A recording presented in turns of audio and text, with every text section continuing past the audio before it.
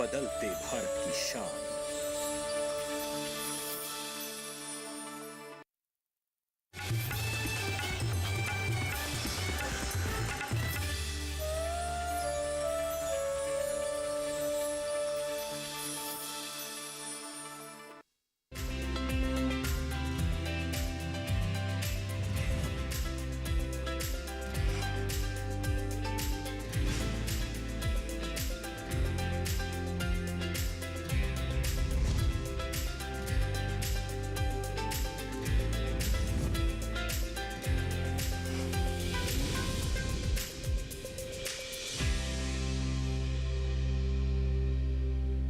नमस्कार, मैं अदिति शर्मा दूरदर्शन किसान चैनल पर आप सभी का स्वागत करती हूँ।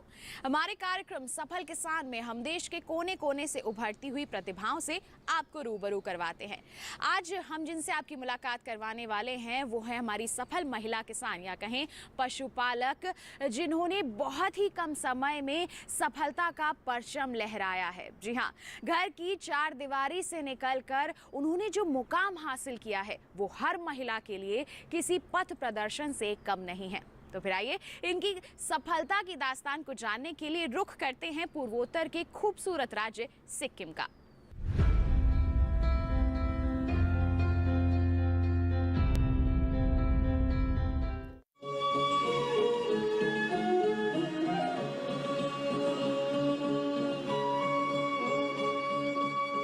सिक्किम भारत के पूर्वोत्तर में बसा छोटा सा राज्य है।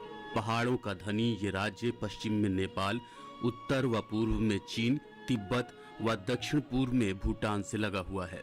वहीं कृषि के क्षेत्र में मिलाजुला रुख मिलता है। हालांकि इलायची और चाय की खेती के क्षेत्र में सिक्किम का खासा योगदान है। यहाँ आय का मुख्य जरिया या तो खेती, पशुपालन है या फिर पर्यटन। बहरहाल सिक्किम की इस यात्रा को हम आगे बढ़ाते हैं और चलते हैं पेगुम गांव। इसी गांव में रहती हैं हमारी आज की सफल महिला किसान मीना रॉय। जी हां, वैसे तो मीना जी गांव की पंचायत का हिस्सा भी हैं और एक महिला किसान भी, लेकिन उनकी खेती करने के पीछे की मुख्य वजह पशुपालन है। इस समय उनकी पशुशाला में करीब 100 पशु हैं, लेकिन ये तस्वीर हमेशा से ऐसी नहीं थी। एक समय था जब मीना जी केवल एक गृहिणी के कार्यों का दायित्व संभालती थी, लेकिन उनके अंदर की क्षमताएं उन्हें बार बार कचोटती थी। इसलिए उन्होंने अपने पति से आत्मनिर्भर होने और एक नौकरी करने की इच्छा जाहिर की। लेकिन उनके पति भी जानते थे कि उनमें जो खूबियां छुपी हैं वो एक नौकरी में नहीं उभर सकती। लिहाजा उनके पति ने उन्हें गौ पालन के क्षेत्र में आगे बढ़ने को कहा। मीना जी ने साल 2019 में 3 गायों से शुरुआत की, जो बढ़ते बढ़ते आज सैकड़ों को छू रही हैं। गाय पालने से पहले मैं एक हाउसवाइफ थी। शादी करने से पहले मैं एक पढ़ाई कर रही थी। मैं अंडर ग्रेजुएट हूँ। मैंने ग्रेजुएट कंप्लीट नहीं किया है। जब शादी किया तो मुझे भी वो नौकरी करने का बहुत इच्छा थी, लेकिन क्या हुआ कि मैंने वो सब नहीं कर पाया, क्योंकि मेरा अपना ही प्रॉब्लम था घर में। घर का हर एक को मुझे ही देखना पड़ता था, तो वो सब नहीं कर पाया मैं जॉब। इसीलिए मैंने मेरे हस्बैंड को बोला कि मुझे भी जॉब करना है। तो वो बोला कि जॉब क्यों करोगे, तुम अपने आप में एक इंडिपेंडेंट वुमन बन के रहो, एक बिजनेस करो या तो कुछ करो, खुद के लिए स्टैंड हो जाओ। तो बहुत सोचा मैंने क्या करना है। तो एक ग्रोसरी शॉप डाला मैंने, क्योंकि मेरा घर एक रूरल एरिया में पड़ता है, बहुत छोटा सा जगह है। तो मैंने एक वो छोटा सा ग्रोसरी शॉप डाला। तो वहाँ से मुझे इतना इनकम नहीं हो रहा था। तो मैंने फिर सोचा कि मैंने हस्बैंड को बताया कि इससे नहीं हो पाएगा, बस्ती में दुकान बहुत कम चलता है, तो फिर मुझे इससे बड़ा करना है। तो मेरा हस्बैंड ने बोला कि गाय पाल लो, यहाँ से बहुत इनकम होगा। जितना दूध आता है उससे उसका कभी भी मार्केटिंग डाउन नहीं होता है। तो दूध कहीं पे भी ले जाओ वो सब बिकता है। बोला तो हमने गाय 2019 से मैंने गाय को पालना स्टार्ट किया। शुरू में मैंने 3 गाय पाला था। धीरे धीरे मैंने बढ़ाते बढ़ाते 8 करके अभी मेरे पास 40 मिल्किंग गाय है। छोटा छोटा उसका बच्चा और जो नॉन मिल्किंग गाय है उसके साथ मेरा 100 गाय है अभी।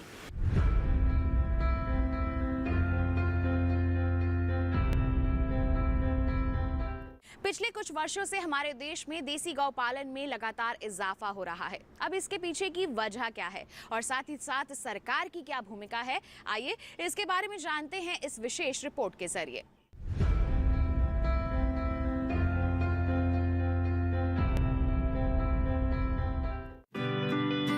भारत में करीब 8 करोड़ किसान गाय पालन कर रहे हैं, क्योंकि गाय पालन के कई फायदे हैं। देश के सीमांत और छोटे किसानों की कुल आय का 25 से 26% हिस्सा इन्हीं से मिलता है, क्योंकि दूध या दूध से बने उत्पाद विक्रय कर छोटे किसान या पशुपालक रोजमर्रा की जरूरत को पूरा करने के लिए इन पर निर्भर होते हैं। साथ ही इनके गोबर और गोमूत्र से जैविक खाद भी तैयार की जाती है, जो जैविक कृषि में होने वाले खर्च को कम करती है। पशुपालन के क्षेत्र में आत्मनिर्भरता लाने और इसे व्यापक बनाने के लिए कई योजनाएं चलाई जा रही हैं, जिससे पशुपालक कम से कम नुकसान में अच्छा मुनाफा ले सके। सरकार की इन योजनाओं में पशुपालन में बेहतर तरीके अपनाने से लेकर उनका स्वास्थ्य, टीकाकरण, पोषण युक्त आहार, आवास और नस्ल सुधार जैसे महत्वपूर्ण कार्यक्रम शामिल हैं, जिन्हें सशक्त बनाने के लिए सरकार की मुख्य योजनाएं हैं: राष्ट्रीय गोकुल मिशन, पशुपालन अवसंरचना विकास निधि, राष्ट्रीय डिजिटल पशुधन मिशन,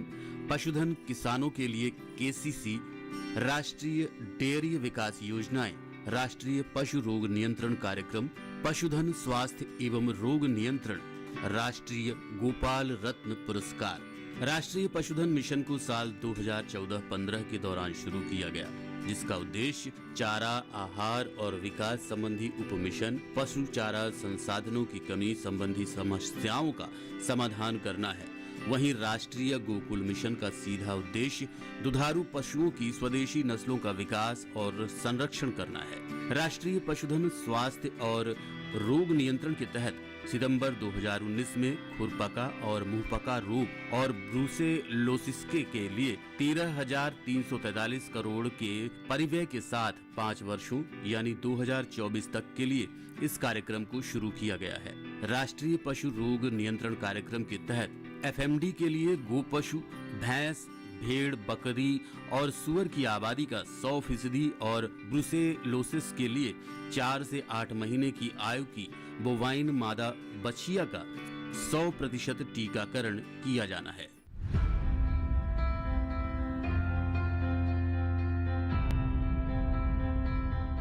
आइए अब कार्यक्रम में जानते हैं मीना राय जी की कृषि के बारे में।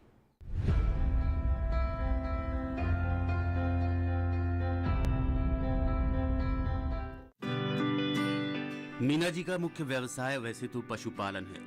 वो खेती भी करती हैं, हालांकि वो पारंपरिक फसलें नहीं उगाती, बल्कि सीजन के हिसाब से सब्जी फसलों की खेती करती हैं, जिसमें फूल गोभी, पत्ता गोभी, बीन्स, टमाटर मुख्य है। इसके अलावा मसाला फसलों में हल्दी व अदरक की खेती करती हैं, और वो भी जैविक रूप से। वो बताती हैं कि गाय के गोबर से बनाई गई खाद का इस्तेमाल वो खेत में करती हैं, जिससे पैदावार अच्छी मिलती है।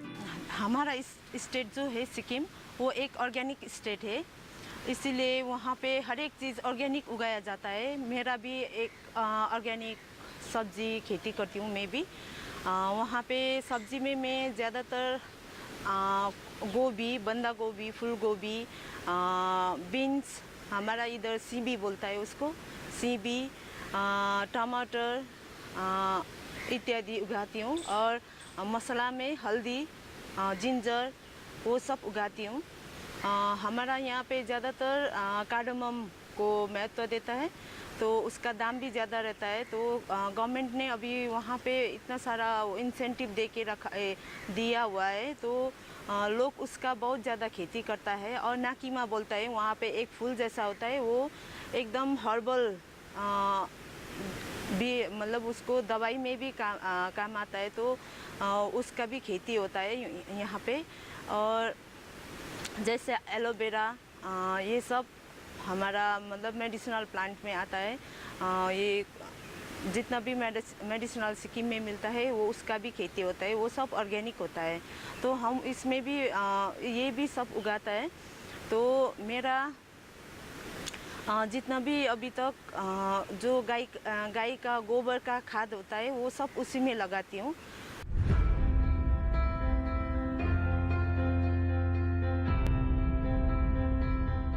यहाँ वक्त हो चला है एक छोटे से ब्रेक का। आप कहीं मत जाइए। ब्रेक के बाद हम आपको बताएंगे मीना जी के पशुपालन के बारे में। बने रहिए दूरदर्शन किसान पर और देखते रहिए कार्यक्रम सफल किसान।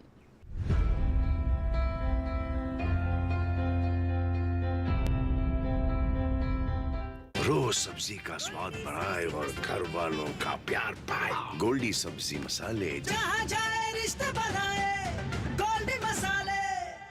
मम्मी कॉलेज की क्रिकेट टीम में ना मेरा सिलेक्शन हो गया है। Very good.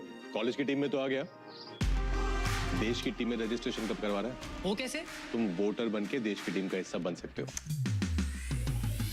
देश का फॉर्म भरो, देश की टीम का हिस्सा बनो। वोट करना सिर्फ तुम्हारा अधिकार ही नहीं बल्कि तुम्हारा कर्तव्य भी है, समझे? जी हाँ, अगर आप भी 18 साल के हो रहे हैं तो आज ही वोटर हेल्पलाइन ऐप डाउनलोड करके वोटर लिस्ट में अपना नाम जुड़वाकर वोटर बने। और हाँ, एग्जिस्टिंग वोटर्स भी अपनी जानकारी वोटर लिस्ट में अपडेट करें, जिससे देश की टीम और मजबूत बने। वोटर लिस्ट में नाम मतलब देश के लिए वोट करने का अधिकार, यानी देश की टीम में रजिस्ट्रेशन।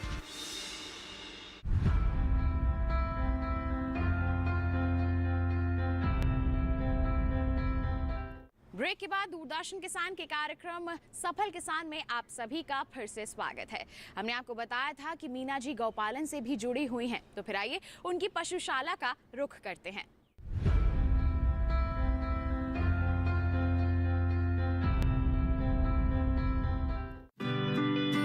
एक सफल पशुपालक की यही पहचान है कि वो पशु की सेहत का खास ख्याल रखे। मीना जी बताती हैं कि उनकी गौशाला में वैसे तो ज्यादातर गायें देसी नस्ल की हैं, लेकिन उन्होंने विदेशी नस्ल की गायें भी पाल रखी हैं। पशु की अच्छी सेहत के लिए वो आहार और आवास पर खासा ध्यान देती हैं। सुबह 3 बजे उनकी दिनचर्या शुरू हो जाती है, जिसमें पशु को नहलाने से लेकर दूध निकालने और बाजार में भेजने तक के सभी कार्य शामिल होते हैं। दूध की गुणवत्ता बनाए रखने के लिए वो अपने खेतों में चारा उगाती हैं, जिसमें अमलीशो व मक्का घास मुख्य है। पशुशाला के हर काम को सुचारू रूप से चलाने के लिए उन्होंने 5 लोगों को काम पर रखा है। अभी सिक्किम में जब शुरू किया तो 3 गाय से थे, तो मैं सब अकेले देखती थी। तो जब मैंने गाय मतलब बढ़ाना शुरू किया तो मैंने एक वो स्टाफ रखा, मतलब मेरे साथ सहयोगी। तो धीरे धीरे गाय बढ़ाता गया। मैंने अभी 5 रखा हुआ है, 100 गाय देखभाल करने के लिए। मैं खुद के साथ 6 आदमी काम करते गोट में, और उन लोग को सैलरी सब खा पी के अच्छा ही देती हूँ मैं। उन लोग के लिए थोड़ा मतलब घर वगैरह भी दे के रखा है। पहाड़ में घास करना पड़ता है, मतलब पहाड़ चढ़ के और जंगल से घास लेना पड़ता है, काट के देना पड़ता है। तो मुझे और भी ज़्यादा लोग का ज़रूरत है, मतलब काम करने वाला का ज़रूरत है, लेकिन वहाँ पे काम करने वाला ज़्यादा नहीं मिलता है, क्योंकि जो भी वहाँ पे काम करता है ज़्यादातर बाहर ही काम करता है, अपना अपना खेती देखता है। तो फिर भी मैं खुद कोशिश करके मैं ही खुद काम करती हूँ, और मैं बाहर भी करती हूँ, अंदर भी करती हूँ। जो मेरा स्टाफ है वो पूरा सपोर्ट करता है, और मेरा हस्बैंड भी देखता है वो सब।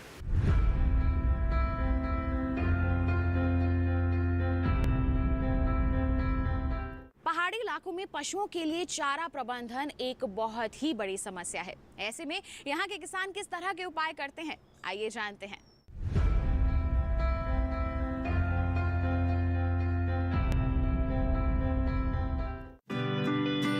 हर किसान मीना जी की तरह खेत में हरा चारा नहीं उगा सकता। ऐसे में बाहर से चारा लेना उन्हें काफी महंगा पड़ता है।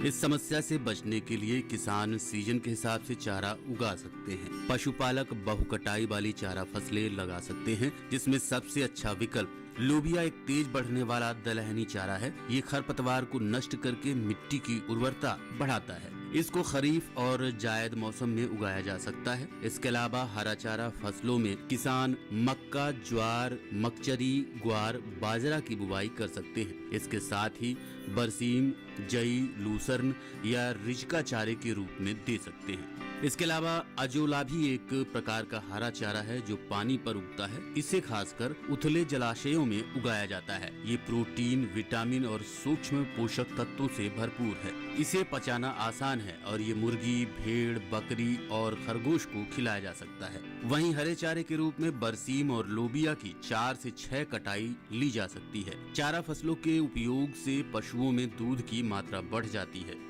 जई रबी मौसम की सबसे महत्वपूर्ण अनाज की चारा फसलों में से एक है।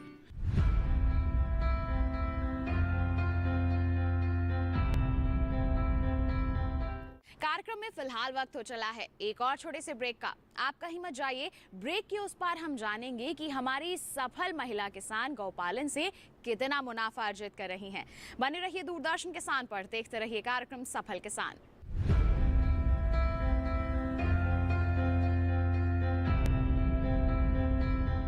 रोज सब्जी का स्वाद बढ़ाए और घर वालों का प्यार पाए। गोल्डी सब्जी मसाले। जहाँ जाए रिश्ते बनाए गोल्डी मसाले। मिलिए ग्रो प्लस से हमारा भरोसेमंद कोरोमंडल लेकर आया है एक खास तकनीक वाला 5 पोषक तत्वों से भरा ग्रो मोर ग्रो प्लस। इसे इस्तेमाल करने से पौधों को मिले अधिक पोषण, जिससे न केवल आपको बम्पर फसल मिले बल्कि मिट्टी भी स्वस्थ और उपजाऊ बने। क्यों न इस बार आप भी ग्रो प्लस अपनाएं। एक अनमोल तोहफा जो बनाए मिट्टी को सोना और फसल को बेमिसाल। It's another 6. रिचार्ज जल्दी रिचार्ज करा। ये क्या किया? मैच तो गया। पेमेंट कैसे करेंगे? टोकनाइज कार्ड से। टोकन? हाँ, ऑनलाइन पेमेंट के लिए आरबीआई लाए हैं टोकनाइजेशन। एक बार कार्ड डिटेल्स, ओटीपी, सीवीवी डालकर टोकन जनरेट कीजिए। कार्ड भी सुरक्षित और बार बार डिटेल्स भरने की नो झंझट। वही सुविधा अधिक सुरक्षित। ऑलराउंडर वो की मैं। आरबीआई कहता है कि जानकार बनिए, सतर्क रहिए।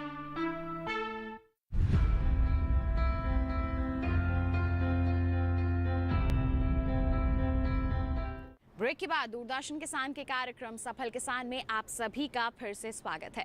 आइए अब समझते हैं हम कार्यक्रम में मुनाफे के गणित को।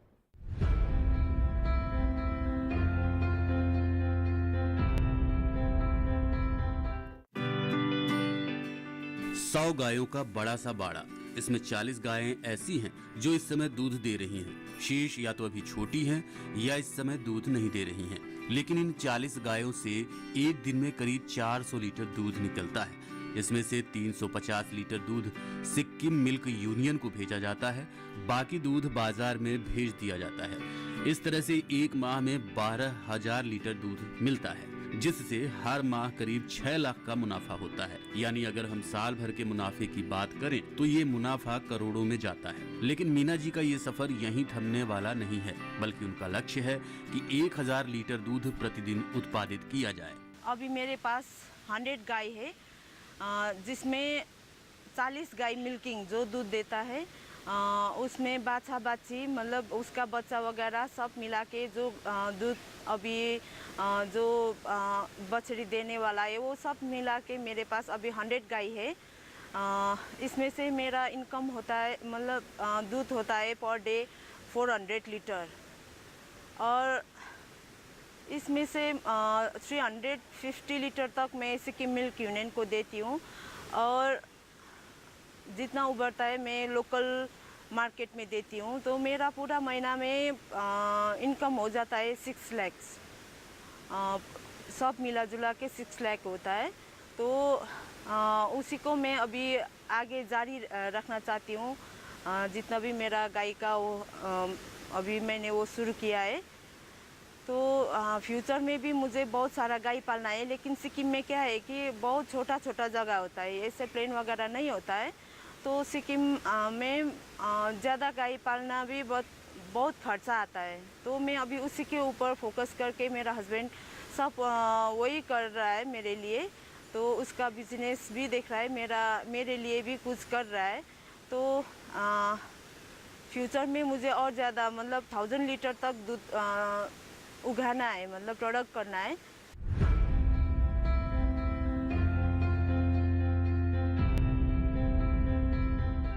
हमारी जो सफल किसान है या फिर कहें सफल महिला किसान है, वो केवल खेती तक ही सीमित नहीं है, बल्कि देश में महिलाओं को आगे बढ़ाने के लिए किस तरह की पहल की जा रही हैं, वो इसके प्रति भी जागरूक हैं।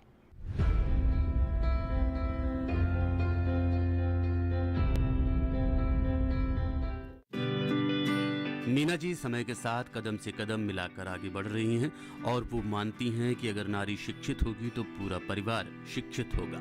हाल ही में हमारे देश में बने नारी शक्ति वंदन अधिनियम 2023 पर भी उन्होंने अपने विचार रखे और 23% आरक्षण पर सरकार का आभार जताया है। मैं इतना ही मैसेज देना चाहती हूँ, जितना भी इंडिया का जितना वुमेन्स है उन लोग के लिए, तो हमारा गवर्नमेंट ने अभी जितना आरक्षण दिया है हमारे लिए, इसका पूरा फ़ायदा उठाओ, खुद निर्भर बनो, आत्मविश्वास के साथ निर्भर बनो, खुद में एक विश्वास जगाओ कि हर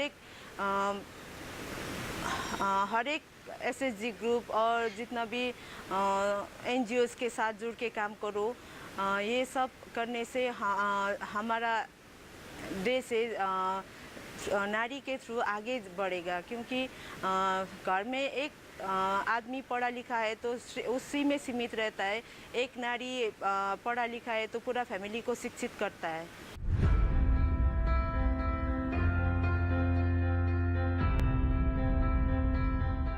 तो देखा आपने, एक महिला अगर ठान ले तो वो सफलता के परचम को लहरा सकती है, और यही कुछ कर दिखाया है आज की हमारी सफल महिला किसान ने।